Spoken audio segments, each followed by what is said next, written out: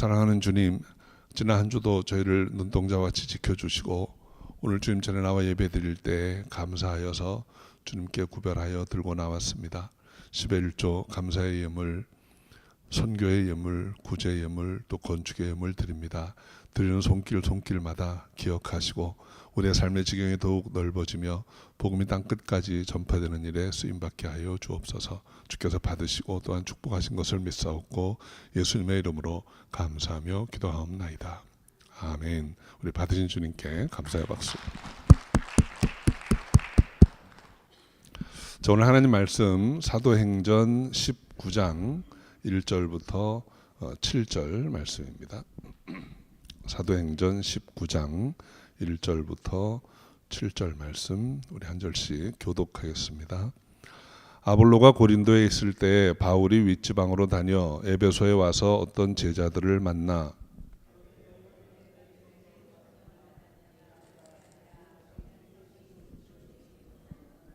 바울이 가로되 그러면 너희가 무슨 세례를 받았느냐? 대답하되 요한의 세례로라.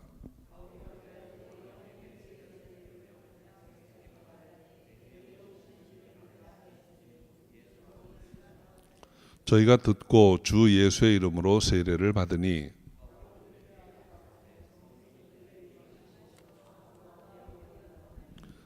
모두 12사람쯤 되니라. 아멘. 기도하겠습니다. 주님 감사합니다.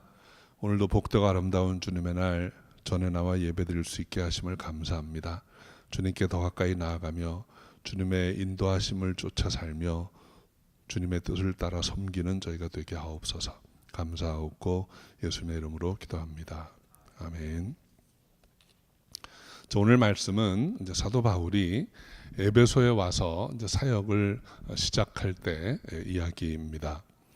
배경을 잠시 말씀드리면 18장 후반부에서 이제 사도 바울이 두 번째 선교 여행을 마치고 파송되었던 안디옥에 돌아와서 얼마 동안 쉬다가 이제 다시 세 번째 선교 여행을 시작합니다.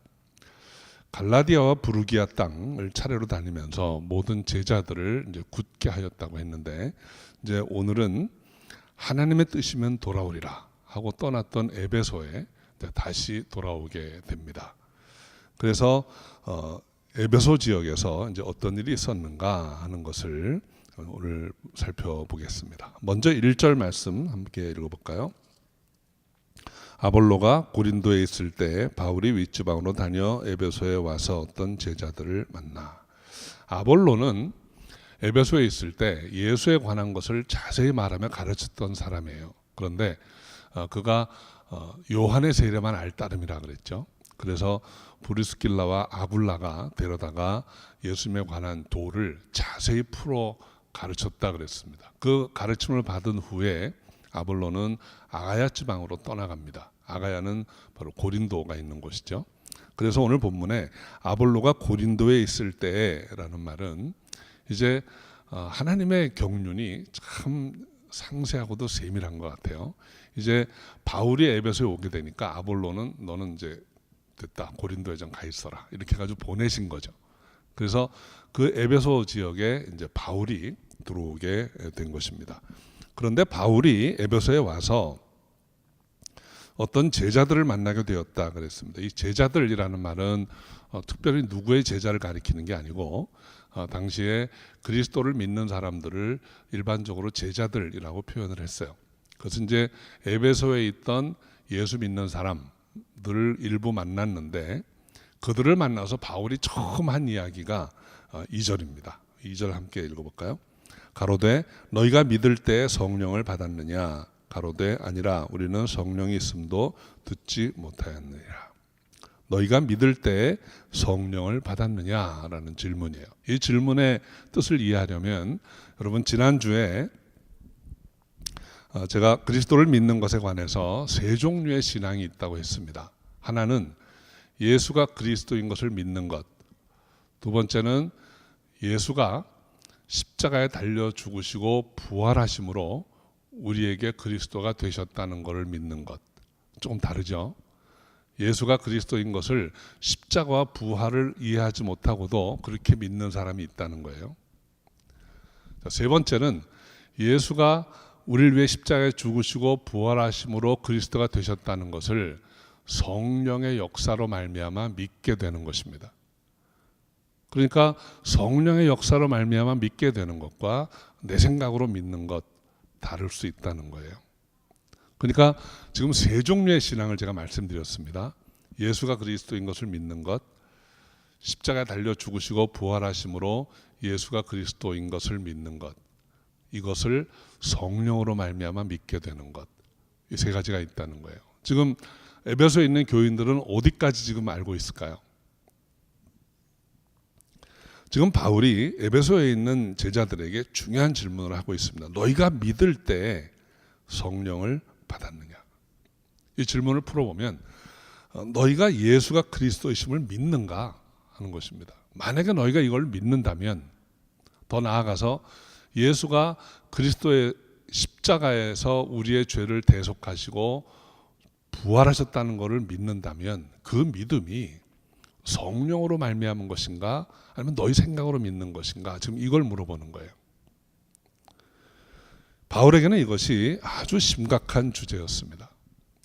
나중에 사도 바울이 고린도에 보낸 편지에서 이렇게 말합니다. 고린도전서 12장 3절에 그러므로 내가 너희에게 알게 하노니 하나님의 영으로 말하는 자는 누구든지 예수를 저주할 자라 하지 않고 또 성령으로 아니하고는 누구든지 예수를 주시라 할 수 없느니라. 이것은 자기 경험에서 나온 이야기예요. 사도 바울이 전에 하나님의 영, 성령이 임하기 전에 그는 예수를 저주할 자라 했던 사람입니다. 그래서 예수 믿는 자들을 잡으러 다녔어요. 예수 믿는 자들을 핍박했습니다. 부활하신 주님이 그에게 내가 왜 나를 핍박하느냐라고 물으실 정도로 예수 믿는 사람들 핍박하고 잡으러 다녔던 사람이에요. 그런데 그가 다메섹 가던 길에 부활하신 주님을 만나서 이제 아나니아에게 세례 안수받고 성령이 임하신 후에는 달라졌습니다. 이제는 진정한 의미로 예수를 주시라 할 수 있게 된 거예요. 그러니까 여러분, 우리가 믿을 때 성령을 받은 것과 그렇지 않은 것 사이에는 현격한 차이가 있습니다. 예수님의 제자들의 경우도 오순절 이전의 제자들과 오순절 이후의 제자들의 현격한 차이가 있어요. 오순절 이전의 제자들이 어땠습니까? 다 주는 그리스도시요 살아계신 하나님의 아들이신다 고백했던 사람들이에요. 예수 이름으로 병자도 일으키고 귀신 쫓던 능력의 사람들이었어요. 그런데 결정적인 순간에 예수 부인하고 혹은 예수 팔고 떠나갔던 사람들입니다. 그런데 오순절 이후의 제자들은 어떻습니까? 그 후에는 이 예수를 부인하는 것 전혀 없습니다. 생명을 내놓을지언정 예수 부인하지 않습니다. 그래서 모든 제자들이 다 순교의 제물로 드려졌던 거예요. 성령으로 말미암은 신앙이냐 아니냐에는 현격한 차이가 있는 것입니다. 여러분, 하나님을 믿으면 예수 그리스도를 믿는 것이고 예수 그리스도를 믿는 사람은 성령을 믿는 거예요. 이 세 가지가 같이 가는 것입니다. 하나님은 믿는데 예수는 못 믿겠다. 지금 유대교인들이 그렇죠. 하나님을 믿는데 예수는 못 믿겠다. 이거는 우리가 믿는 신앙과는 전혀 다른 거예요. 그 예수를 믿는다는 것, 이것은 성령의 역사와 직접 관계가 있습니다. 예수님 뭐라고 하셨습니까? 요한복음에 보면 성령 보혜사가 오시면 그가 나를 증거할 것이다 그랬어요. 그러니까 성령으로 말미암아 예수 그리스도인 것을 믿게 된다고 하는 것을 꼭 기억하시기 바랍니다. 그런데 에베소 교회의 제자들은 뭐라고 답합니까? 아니라 우리는 성령이 있음도 듣지 못하였노라. 성령에 관해서 들어본 적이 없다는 거예요. 이것을 조금 확장해서 생각해 보면 성령에 관해서 들어는 보았는데 잘 모르는 거예요. 성령이 있다라는 것을 들어서 알기는 하지만 나와 상관이 없는 거예요. 더 나아가서 부인하고 부정하는 것입니다. 그런데 여러분, 성경을 읽어보면 읽을수록 우리 신앙의 핵심, 본질은 성령이에요. 여러분, 방금 말씀드린 것처럼 성령으로 아니하고는 예수를 주시라 할 수 없다 그랬어요. 우리가 구원 얻을 만한 믿음은, 하나님 보시기에 구원받기 합당한 믿음은 성령으로 말미암은 믿음이에요. 갈라디아서 5장 22절 23절에 보면 성령의 열매를 이야기합니다. 성령이 임하시면 우리의 삶에 열매가 맺힌다는 거예요. 그것은 우리 삶이 바뀐다는 것입니다. 성령이 임하실 때 비로소 우리 삶이 하나님이 기뻐하시는 모습으로 바뀌어간다는 것입니다. 성령의 열매가 무엇입니까? 사랑, 희락, 화평, 오래 참음, 자비, 양선, 충성, 온유, 절제, 이런 모습이 나온다는 거예요. 또 성령이 임하시면 우리에게 은사들을 주세요. 그래서 고린도전서 12장에 보면 9가지 은사가 나오죠. 그 은사들은 교회를 세우기 위해서 필요한 것이고, 또 나아가서 사도행전 1장 8절에 성령이 임하시면 권능을 받고 예루살렘과 온 유대와 사마리아와 땅 끝까지 이르러 내 증인이 되리라 했습니다. 우리가 그리스도의 증인이 되는 사명을 감당하려면 성령으로 말미암은 권능을 받아야 한다는 것입니다.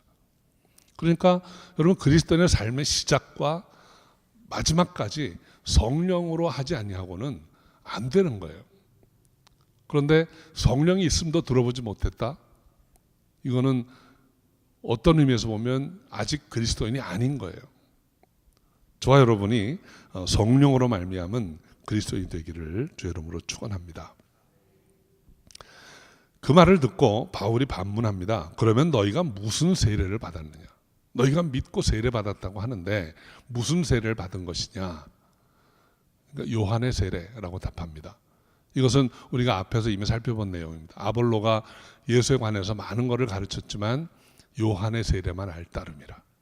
거기에 대해서 바울이 답을 다시 가르쳐 줍니다. 4절 같이 읽어볼까요?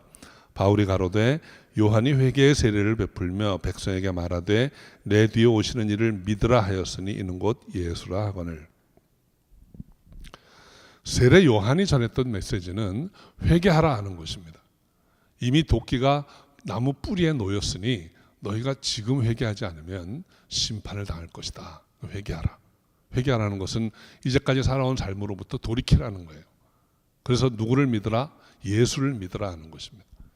요한이 오신 예수님을 가리켜서 이는 세상 죄를 지고 가는 하나님의 어린 양이라고 했습니다. 너희가 돌아서서 이제까지 가던 길에서 돌이켜서 예수를 바라보고 예수를 믿어야 한다 라고 했습니다. 그러니까 요한의 세례, 돌이킨 것만 가지고는 답이 없어요. 돌이켜서 무엇을 믿어야 하는가? 예수를 믿어야 한다는 거예요. 그 예수가 어떤 분이신가 하면 불과 성령으로 세례를 주실 분입니다. 그러니까 요한의 세례가 아니고 이제는 예수 이름으로 세례를 받아야 한다는 거예요. 이것이 바울의 가르침입니다. 여러분, 예수 이름으로 세례 받는다는 게 의미가 뭘까요? 예수 이름으로 세례 받는다는 것은 예수 그리스도를 정확하게 믿고 그 믿음을 세상에 선포해야 된다는 것입니다. 증거해야 된다는 것입니다. 예수 이름으로 세례 받는 것 첫 번째 의미는 예수께서 우리 죄를 대속해서 십자가에 죽으셨다는 것을 믿는 거예요. 예수님이 우리 죄값을 치르기 위해서 십자가에 죽으셨다는 것을 믿는 것입니다. 이 믿음이 우리로 하여금 하나님 앞에 의로운 자로 서게 하고 멸망의 심판을 받지 않게 하는 것입니다. 그러니까 우리가 멸망의 심판을 받지 않고 생명을 얻으려면 십자가를 믿어야 되는 거예요. 그리스도의 십자가. 이게 첫 번째입니다. 두 번째는 그리스도께서 부활하심을 믿는 거예요. 부활하심을 믿을 때 우리에게도 부활의 길이 열리는 것입니다. 그러니까 예수 이름으로 세례를 받는다라는 것. 그러니까 여러분, 이 세례라는 말은 기본적으로는 성경의 원어의 의미는 침례예요. 그러니까 물에 들어갔다 나오는 거예요. 그러니까 예수 이름으로 물에 들어갔다 나오는 거는 예수와 함께 십자가에 죽고 물 밖으로 나올 때 부활하신 예수님처럼 다시 사는 거예요. 이것이 우리의 신앙 고백입니다. 예수께서 십자가에서 내 죄를 다 못 박으시고 다 죄값을 치르시고 이제 나는 의로운 자로 다시 살아났습니다 라고 공중 앞에서 고백하는 것이 예수 이름으로 세례를 받는 거예요. 그러니까 바울이 지금 에베소에 있는 제자들에게 말한 것은 요한의 회개의 세례만 가지고는 안 되고 예수 이름으로 세례를 받아야 한다. 그래야 생명이 있다라고 말씀한 것입니다. 5절 말씀 또 읽어보죠. 저희가 듣고 주 예수의 이름으로 세례를 받으니. 그래서 에베소의 제자들이 사도 바울의 말씀을 듣고 이제는 예수 이름으로 세례를 받은 것입니다. 그리고 나서 6절 말씀 한번 또 읽어볼까요? 바울이 그들에게 안수함에 성령이 그들에게 임하심으로 방언도 하고 예언도 하니. 바울이 예수 그리스도 이름으로 세례를 받은 사람들, 즉 그리스도 십자가와 부활의 복음을 믿는 자들에게 안수할 때 그들에게 성령이 임하셨습니다. 성령이 임할 때 그들이 방언도 하고 예언도 하였다라고 기록하고 있습니다. 오늘 저는 이 성령 받는 장면 중에 이 방언이라는 것에 대해서 여러분과 조금 생각을 해보려고 합니다. 이 사도행전에는 믿는 자들이 성령을 받는 장면이 5번 나옵니다. 그러니까 2장의 오순절 사건이죠. 오순절에 성령이 임할 때 그 자리에 있던 사람들이 다 방언을 말했다 그랬어요. 8장에 보면 사마리아 지방에 있던 사람들이 사도들이 가서 말씀을 전하고 안수할 때 성령을 받았습니다. 그때 놀라운 현상이 있었어요. 어느 정도였냐면 마술사 시몬이 돈을 들이면서 나에게도 이런 능력을 달라 할 정도로 어떤 신비한 현상이 있었어요. 세 번째로 9장에 보면 사도 바울이 사울 때 아나니아에게 안수를 받으면서 성령이 임했던 장면이 나옵니다. 또 10장에 보면 고넬료가 베드로가 말씀을 전할 때 성령 받는 장면이 나와요. 그때에도 보면 그들이 방언도 하고 예언도 하였다 그랬습니다. 그리고 5번째가 오늘 본문입니다. 19장 5절 6절에 보면 성령이 마실 때 그들이 방언도 하고 예언도 하였다 그랬어요. 5번의 기사에 보면 명확하게 성령 받을 때 방언을 받았다는 말이 3번 나옵니다. 2번은 아무 이야기도 하고 있지 않은데 놀라운 일, 신비한 일이 있었던 것을 알 수 있어요. 성령을 받았느냐라는 질문만큼이나 어떤 이들을 불편하게 할 수 있는 질문이 방언을 하느냐라는 질문입니다. 여러분 신앙생활 하면서 그런 질문을 좀 받아보셨는지 모르겠어요. 성령 받았습니까? 또는 방언하십니까? 이런 질문이에요. 어떤 이들은 우리가 꼭 방언해야 됩니까? 라고 이렇게 물어봅니다. 그 질문에 사실은 방언도 은사 중에 하나이고 또 하나님이 주셔야 하기 때문에 내가 뭐 원한다 원하지 않는다 꼭 그럴 일이 있나 이렇게 생각할 수도 있습니다. 그런데 성경에 성령 받는 장면이 나올 때마다 거의 모든 경우에 방언 받는 장면이 나와요. 그렇다면 우리가 성령 받을 때 방언 받는 것에 대해서 이상하게 생각하거나 불편하게 생각하는 것은 비성경적입니다. 저는 여러분이 성령 충만하시기를 바라요. 그리고 성령 받으실 때 사모하는 마음이 있기를 바랍니다. 그러면 성경에 나와 있는 많은 일들이 자연스럽게 오늘날 우리에게도 임할 수 있는 것입니다. 적어도 방언에 대해서 불편해하거나 굳이 받아야 하나 하고 반문하는 것은 적절치 않은 생각이라고 생각합니다. 그런 생각이 어디서 왔는가? 전혀 성경에서 온 것은 아니에요. 현대 오늘날 이 방언에 대해서 다소 불편하거나 이제 모든 은사는 끝났다라고 말하는 분들도 있습니다. 그러나 그것이 꼭 성경적인 것은 아니다라고 생각합니다. 특별히 사도 바울은 고린도전서 14장에서 한 장 전체를 방언과 예언에 할애하고 있어요. 그 중에 방언에 관해서 바울이 한 이야기들을 몇 가지만 제가 인용해 드리면 4절 말씀에 고린도전서 14장 4절에 방언을 말하는 것은 자기의 덕을 세우는 것이라고 했습니다. 또 14절에 보면 방언으로 기도하면 나의 영이 기도하는 것이라고 했어요. 또 18절에 내가 너희 모든 사람보다 방언을 더 말함으로 하나님께 감사하노라 했습니다. 또 22절에는 방언은 믿지 아니하는 자들을 위한 표적이라고 했어요. 39절에 방언 말하기를 금하지 말라 했습니다. 그리고 5절에 나는 너희가 다 방언 말하기를 원한다 했습니다. 성령 충만하셔서 저는 저 여러분이 다 방언으로 기도할 수 있는 여러분 되시기를 바랍니다. 사도행전은 한 사람이 예수 그리스도를 믿어서 영생 얻게 되는 과정을 2장 38절에 이렇게 기록하고 있어요. 너희가 회개하여 각각 예수 그리스도 이름으로 세례를 받고 죄사함을 얻으라. 그리하면 성령을 선물로 받으리라. 이 말씀의 순서를 보면 회개, 예수 그리스도 이름으로 받는 세례, 그리고 성령 이렇게 되어 있습니다. 이제까지 살아왔던 우리의 삶의 방향이 하나님께로, 예수님께로 돌이켜야 합니다. 그리고 이제는 그리스도의 십자가의 대속의 은혜를 믿어야 합니다. 그리고 부활을 믿음으로 내게도 부활의 소망이 있다는 것을 확인할 때 성령이 임하신다는 거예요. 사실은 이 세 가지는 꼭 순서대로 오는 게 아니고 어떤 의미에서 보면 서로 상호적이에요. 회개한다는 것은 성령이 임하실 때 회개가 가능합니다. 그리고 성령이 임하실 때 믿어지는 것입니다. 또 다른 각도에서 보면 우리가 회개하지 않으면 예수를 믿을 수가 없어요. 삶에서 돌이키지 않으면 어떻게 예수를 믿습니까? 옛날 삶의 방식 그대로 있으면서 예수 믿는 것은 불가능해요. 또 아직도 죄악된 생각을 가지고 있는 자에게 성령이 임하실 수가 없어요.